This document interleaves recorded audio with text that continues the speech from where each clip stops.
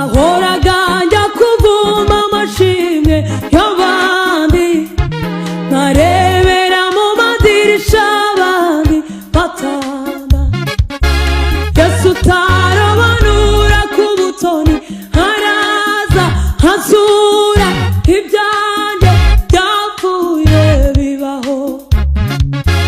Indirimbo yanjye yarima ntuzageza he, gutuma mpinduka urugero rwiza guhatanga.